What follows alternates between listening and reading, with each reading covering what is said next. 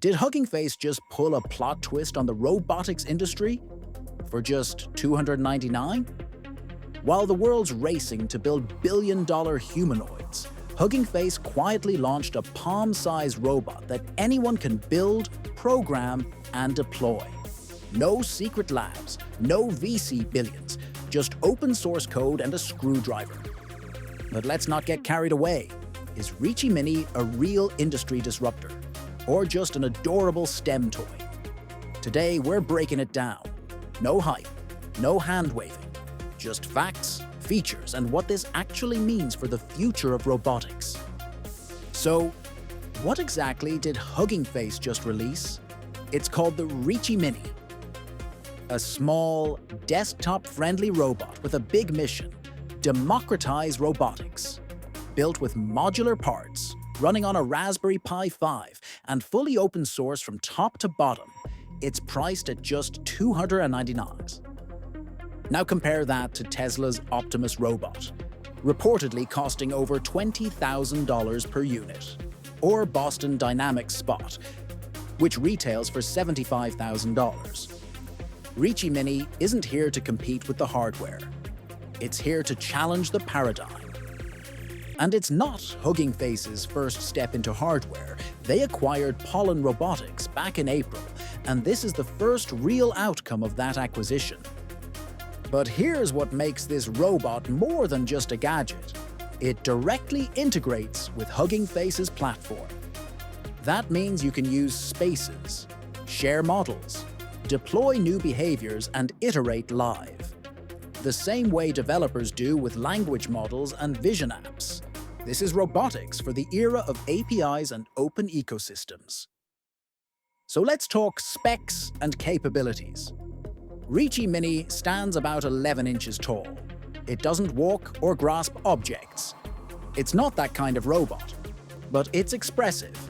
It has 6 degrees of movement in the head, animated antennas, a speaker, a camera, and microphones. Perfect for experimenting with human interaction, computer vision, and AI-based behavior. There's no proprietary lock-in here. You get full access to the design files, code, hardware instructions, and APIs. You can build it yourself with off-the-shelf components or buy the pre-built version. Need it wireless? There's a version that runs off a battery-powered Raspberry Pi 5. Programming-wise, it supports Python, and soon, JavaScript and even Scratch for younger developers. This makes it highly adaptable for a range of users, from PhDs in robotics to high schoolers learning Python. Programming-wise, it supports Python, and soon JavaScript and even Scratch for younger developers. This makes it highly adaptable for a range of users, from PhDs in robotics to high schoolers learning Python. Pre-loaded demos already support face tracking, hand gesture detection, dancing, and some basic social behaviors. Is it powerful? No. Is it scalable? Not really. But is it capable? For what it's designed to do? Absolutely. Now let's take a step back. Why is this getting attention? Because Hugging Face isn't just making a cute robot. They're seeding an entire open-source robotics ecosystem. Just like GitHub gave software developers a playground, Hugging Face is trying to do the same for robotics, where models, movements, and physical intelligence can be shared and remixed across the world. And this is coming at a time when robotics is becoming the next frontier in AI. We've got Tesla's Optimus and Figure 01 aiming to bring humanoid workers into warehouses. Unitree and Boston Dynamics are refining dog-like robots for inspection, mobility, and even combat. But there's been a gap, a massive affordability and accessibility gap. Most developers can't experiment with real-world robotics because the hardware is locked behind tens of thousands of dollars. Reachy Mini breaks that wall down. Suddenly, students, researchers, hobbyists, even small startups can prototype physical AI behaviors for the price of an Arduino kit. It's not about replacing Atlas or Optimus, it's about giving people a way in. Now, here's where it gets interesting. The community is split. On Reddit, one user said, "It's for kids to learn to program robotics."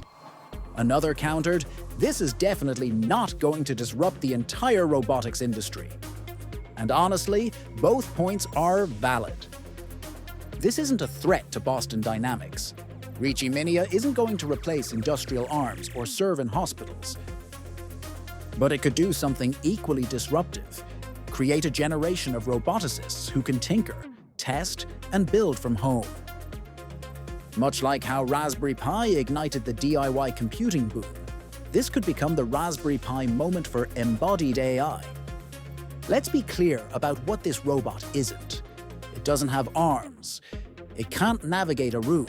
It's not autonomous in any meaningful sense. It's a stationary head and torso with limited motors. Its real superpower is software extensibility and platform integration, not mechanical complexity. So if you're expecting an affordable Optimus, you're in the wrong category.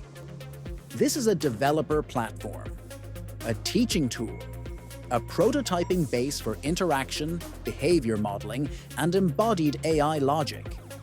If you buy Reachy Mini expecting an assistant robot, you're going to be disappointed. But if you're looking for a testbed to explore embodied AI, you'll get your money's worth, and then some. So where does this fit in the broader AI and robotics race? Let's zoom out. The humanoid robot market is projected to hit $38 billion by 2035. Big players like Tesla, Figure AI, 1X, and Sanctuary AI are chasing enterprise-scale humanoids. Hugging Face is taking the opposite approach: open, affordable, distributed robotics. And if their bet pays off, it won't be by dominating the hardware market. It'll be by becoming the GitHub of robotics, the platform where people build, share, and train physical agents. That's a massive opportunity, not because of the hardware, but because of the network effect it can create. In that sense, Reachy Mini might be the Trojan horse, a tiny robot that ushers in a new wave of programmable intelligence. So, is this $299 robot going to disrupt the robotics industry? Not today, but give it 5 years, and we might look back and say, that's when the barrier to entry finally collapsed. Because sometimes, it's not the giant leaps that reshape an industry. It's the quiet, open source ones, built by curious hands around the world. If you want to follow where this goes next, hit subscribe. Because the age of DIY robotics might just be getting started.